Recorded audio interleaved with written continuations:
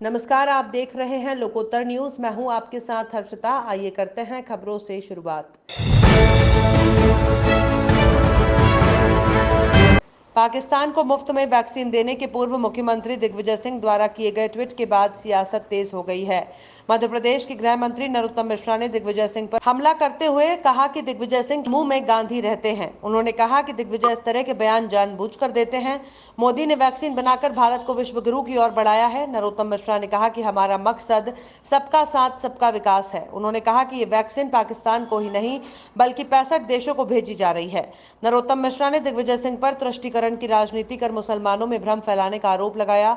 उन्होंने कहा कि हम मुसलमानों के विरोधी नहीं, हम आतंकियों के खिलाफ हैं। नरोत्तम मिश्रा ने ममता बनर्जी पर भी निशाना साधा। उन्होंने कहा कि दीदी का पांव टूटा था या प्लास्टर दिला था। जो डॉक्टर 24 घंटे में पैर जोड़ देता है उसके देश को बहुत जरूरत है। कोरोना के बढ़ते संक्रमण पर नरोत्तम मिश्रा ने बताया कि हमने गाइडलाइंस जारी कर दी हैं जिसका सख्ती से पालन किया जाएगा। बिना टेस्ट के महाराष्ट्र से आ रहे लोगों को प्रदेश में एंट्री नहीं मिलेगी। साथ ही उन्होंने कहा कि अस्पताल पूरी तरह से तैयार है, सभी के इलाज की पूरी व्यवस्था है। दरअसल दिग्विजय सिंह की क्या है कि मन में गौड़ से और मुंह में गांधी रहते हैं। अपने बड़े भाई कमलनाथ जी से अगर पूछ लेते गौड़से के बारे में तो वो ज्यादा अच्छा बताते। ये जो इस तरह के ट्वीट है जिस पर आप लोग ध्यान देते हैं वो जानबूझ के करते हैं। मोदी जी ने वैक्सीन बना के भारत को विश्व गुरु की तरफ बढ़ाया।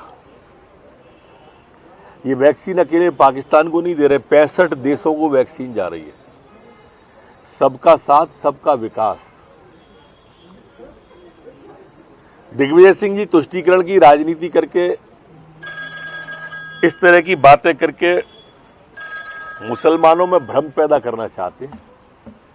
मैं उन्हें यह बताना चाहता हूं कि भारतीय जनता पार्टी मुसलमानों की विरोधी नहीं है, आतंकवादी मानसिकता की विरोधी है। दिग्विजय सिंह जैसे लोग जो इस मानसिकता के हैं और इस मानसिकता के हर वर्ग में हैं, टुकड़े टुकड़े वाले, उन सबका भारतीय जनता पार्टी विरोध करती है।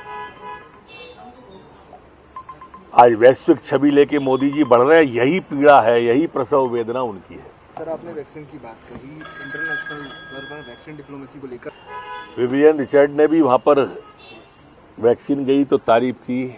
विश्व का ऐसा कोई देश नहीं है जो आज मोदी जी के कुशल नेतृत्व की तारीफ नहीं कर रहा हो।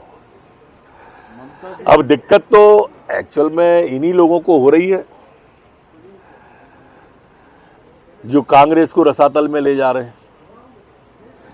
अभी भी नहीं सुधर रहे, थोड़ा इंतजार करें। कल ममता जी व्हीलचेयर पे थी, शाम तक खड़ी हो गई। सर, ये कह रही घायल श्रेणी दीदी का पांव टूटा था या प्लास्टर झूठा था, समझ नहीं आया। और दीदी वो डॉक्टर जो 24 घंटे में हड्डी जोड़ देता है, प्लास्टर को काट के क्रैप बैंडेज पे ले आता है, उस डॉक्टर की देश को बड़ी जरूरत है। बहुत लोगों के हाथ पैर टूट रहे हैं, उसका मार्गदर्शन तो आप टीवी के माध्यम से बाकी डॉक्टरों का करवाओ। ये पॉलिटिकल पाखंड है और कुछ नहीं है। पश्चिम बंगाल की जनता जानती है, मैं आज पश्चिम बंगाल से आ रहा हूं, सब लोगों को समझ में आ गया है कि ये राजनीतिक पाखंड है। वो जो कर रही हैं जनता अच्छी तरह से समझ गई। सर, ये भी बोल रही है घायल श्रेणी से तुरंत कोरोना बैक मार रहा है। कल इंदौर में 259 और 222 भोपाल में आए। महाराष्ट्र से सटे हुए जिले बुरहानपुर, खंडवा वगैरह में भी ये प्रकरण बढ़ रहे हैं तेजी से। हमने कल पुनः गृह विभाग ने गाइडलाइन संशोधित करके जारी की है और सभी जिला कलेक्टरों को, एसपीओ को निर्देशित किया है कि सख्ती से इसका पालन कराएं, मास्क अनिवार्य कर दें। महाराष्ट्र से जो आने वाले लोग हैं बिना स्क्रीनिंग टेस्ट के उन्हें हम बॉर्डर पे हमने व्यवस्था की है कि नहीं आने देंगे। नए विधायक आज सवाल पूछेंगे। एक नया प्रयोग माननीय विधानसभा अध्यक्ष जी ने किया है। मैं मानता हूं कि ये एक अच्छी शुरुआत है और निश्चित रूप से नए लोगों को बोलने का अवसर ज्यादा मिलेगा। अभी तक जितनी घोषणाएं की उनने राज्य स्तर पर या राष्ट्रीय स्तर पर एक भी पूरी नहीं की और ये पब्लिक है, सब जानती है अंदर क्या है बाहर क्या है, ये सब कुछ पहचानती है। 2 लाख का कर्जा 10 दिन में, नहीं तो मुख्यमंत्री बदल देंगे, 4,000 रुपये किसान को, नौजवान को बेरोजगारी भत्ता देंगे और बाद में ढोर चराने वाला बोल दिया, बैंड बजाने वाला बोल दिया। हमारे यहाँ पहले आंख में गुहेरी हो जाती थी तो हमारी दादी कहती थी कि पहाड़ का नौता कर दो।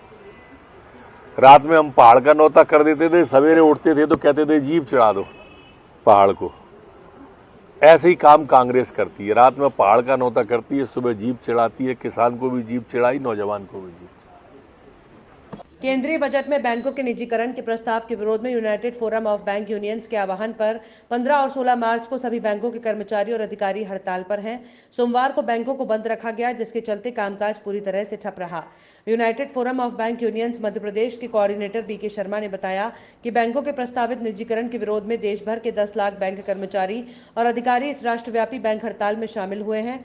उन्होंने बताया कि राजधानी में जिला प्रशासन द्वारा कोरोना महामारी की आड़ में सार्वजनिक स्थानों पर रैली, धरना, सभा आदि के लिए अनुमति नहीं दी। इस कारण सभी बैंकों के हड़ताली बैंक कर्मी एक जगह एकत्रित न होकर हड़ताल के दोनों दिन अपनी अपनी बैंकों के प्रशासनिक कार्यालय के सामने मास्क पहनकर एकत्रित हो रहे हैं और सोशल डिस्टेंसिंग का पालन करते हुए बैंकों के निजीकरण के खिलाफ विरोध प्रदर्शन कर रहे हैं। आज देश भर के 10 लाख बैंक कर्मचारी अधिकारी बैंकों के निजीकरण एवं प्रतिगामी बैंकिंग सुधारों के खिलाफ आज हड़ताल पर रहे। हड़ताल के कारण पूरे देश भर में बैंकिंग सेवाएं ठप रहीं। करीब 1 लाख से ज़्यादा शाखाओं में लटके हुए ताले केंद्र सरकार को चेतावनी दे रहे हैं कि सरकार अपने निजीकरण के एजेंडे को विराम दे, अन्यथा आगे आने वाले दिनों में और आंदोलनों का सामना करने के लिए तैयार रहे। प्रस्तावित बैंकों का निजीकरण सरकार द्वारा उठाया गया प्रतिगामी कदम है। यह जन विरोधी, श्रम विरोधी, किसान विरोधी एवं मजदूर विरोधी है। इसका विरोध देश के हर नागरिक को करना चाहिए। वर्तमान में बैंकिंग उद्योग में करीब 146 लाख करोड़ रुपया आम आदमी का जमा है। यदि बैंकों का निजीकरण हो जाता है तो इस जमा राशि की सुरक्षा के ऊपर प्रश्न चिन्ह लग जाएगा, क्योंकि इतिहास हमारे सामने है। 1948 से लेकर 1968 के दौरान देश के करीब 736 निजी क्षेत्र के बैंक दिवालिया घोषित हो चुके थे और उनमें आम आदमी की जमा राशि थी वो जमाकर्ताओं को नहीं मिल पाई थी। उस दौरान स्थिति इतनी भयावह थी कि कई लोगों ने, जिनको बैंकों से पैसा नहीं मिल पाया था, आत्महत्या कर ली थी। इन सारी परिस्थितियों को मद्देनजर रखते हुए तत्कालीन देश की प्रधानमंत्री श्रीमती इंदिरा गांधी ने 14 बड़े निजी क्षेत्र के बैंकों का राष्ट्रीयकरण किया था। लेकिन आज वर्तमान केंद्र सरकार उस निर्णय को पलट रही है और सरकार बैंकों का निजीकरण करके बैंकों को बड़े बड़े सरमाएदार, कॉरपोरेट और औद्योगिक घरानों को सौंपना चाहती है। वर्तमान में यदि हम देखें कि बैंकों में सबसे बड़ी जो परेशानी का कारण है वो है नॉन परफॉर्मिंग एसेट। वर्तमान में करीब 10 लाख करोड़ से ज़्यादा रुपया खराब ऋणों में फंसा हुआ है। इसमें से अधिकांश राशि बड़े बड़े औद्योगिक घरानों के नाम पर है। ये वो लोग हैं जो राजनीतिक संरक्षण प्राप्त कर बैंकों में उगाही के नियमों की शिथिलता का फायदा उठाकर जानबूझकर बैंकों का पैसा नहीं लौटा रहे हैं। दतिया के संत हजारीराम मंदिर में स्वर्गीय गोविंदी देवी और स्वर्गीय माया देवी की स्मृति में निशुल्क स्वास्थ्य परीक्षण शिविर का आयोजन किया गया। शिविर में बड़ी संख्या में मरीजों ने स्वास्थ्य परीक्षण कराया। शिविर का शुभारंभ पूज्य संत हजारीराम पंचायत के सदस्यों और चिकित्सकों ने पवित्र ज्योति के समक्ष दीप प्रज्वलित कर उद्घाटन किया। इसके बाद अलग अलग रोगों के specialist doctor Shubham Gupta, surgeon doctor Arun Jain, neurologist doctor Dinesh Matoli, नेत्र विशेषज्ञ डॉक्टर SK खंगार, हड्डी रोग विशेषज्ञ डॉक्टर दिनेश गुप्ता, बाल रोग विशेषज्ञ विभिन्न रोगियों को परामर्श दिया। दतिया मेडिकल कॉलेज के नर्सिंग स्टाफ ने भी अपनी निःशुल्क सेवाएं दी। इस शिविर में 275 लोगों ने लाभ लिया। उपरोक्त शिविर संत हजारीराम मंदिर के सेवादारों द्वारा आयोजित किया गया। प्रदेश कांग्रेस के वरिष्ठ नेता और पूर्व मंत्री सज्जन सिंह वर्मा के नेतृत्व में प्रदेश कांग्रेस परिसर के समक्ष भगवान रामचंद्र जी की तुलना प्रधानमंत्री नरेंद्र मोदी से किए जाने वाले बयान के विरोध में कांग्रेस कार्यकर्ताओं ने उत्तराखंड के मुख्यमंत्री तीरथ सिंह रावत का पुतला दहन किया। इस अवसर पर युवा कांग्रेस के प्रदेश अध्यक्ष विक्रांत भूरिया, प्रदेश कांग्रेस प्रवक्ता दुर्गेश शर्मा, सिद्धार्थ सिंह रजावत, विक्की खोंगल, अब्बास हफीज, युवा कांग्रेस के प्रवक्ता विवेक त्रिपाठी, रवि वर्मा सहित अनेक कार्यकर्ता उपस्थित थे।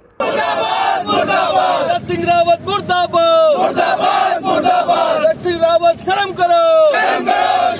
सिंह रावत जैसे चापलूसों का पुतला जलाना इसलिए आवश्यक है, इन ऐसे चापलूसों से ही देश का सर्वनाश हो रहा है। अपने आका नरेंद्र मोदी को खुश करने के लिए कि नरेंद्र मोदी राम का अवतार है, अबे तुम हजारों जन्म ले लो तो राम भगवान का अवतार जीवन में बन नहीं सकते। तुमने तो देश को मिट्टी में मिला दिया है, देश को अडानी अंबानी के यहाँ गिरवी रख दिया है। तो ऐसे अवतार बताने वाले चापलूसों का तो पुतला क्या, अब ऐसे लोगों की सरकार ही गिरा देना। सिंह रावत हाय। सिद्ध बाबा उद्यान विकास समिति घुघरी के द्वारा 2 दिवसीय धार्मिक कार्यक्रम का समापन मंडला घुघरी विकासखंड के द्वारा सिद्ध बाबा विकास समिति के सहयोग से 2 दिवसीय अखंड रामायण पाठ और रामधन का आयोजन किया गया, जिसमें नगर के सभी श्रद्धालुओं ने भाग लिया। इस अवसर पर भगवान शनिदेव की प्राण प्रतिष्ठा की गई, जिसमें आकर्षक भजनों की प्रस्तुति की गई। 3 दिवसीय इस कार्यक्रम में भंडारे का भी आयोजन किया गया, जिसमें समस्त श्रद्धालुओं ने प्रसाद वितरण का लाभ लिया। कार्यक्रम में मुख्य भूमिका सुनील अग्रवाल, प्रदीप पाठक, राजीव नंदा, सुबोध नंदा, भूरा नंदा और राम कछवाहा का कार्यक्रम को सफल बनाने में अमूल्य योगदान रहा।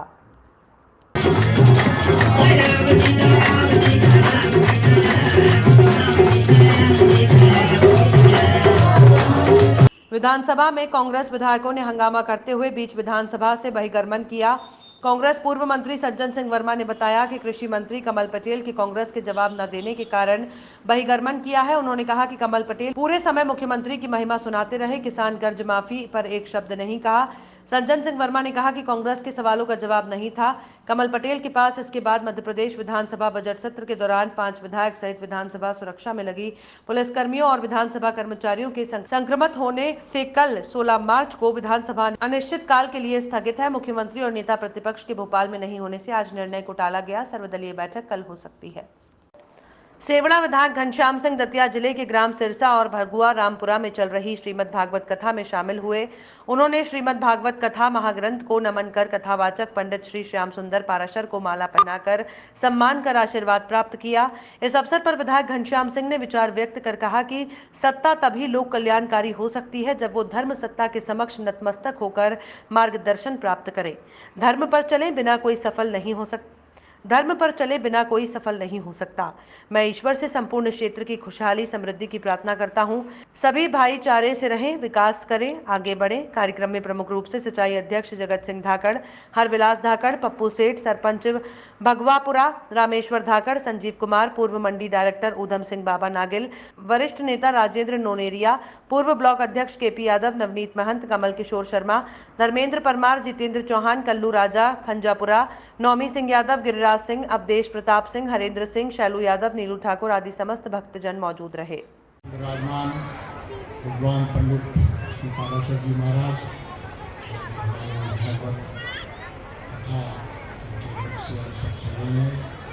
मंच पर विराजमान। खबरों में फिलहाल इतना ही। आप देखते रहिए लोकोत्तर न्यूज।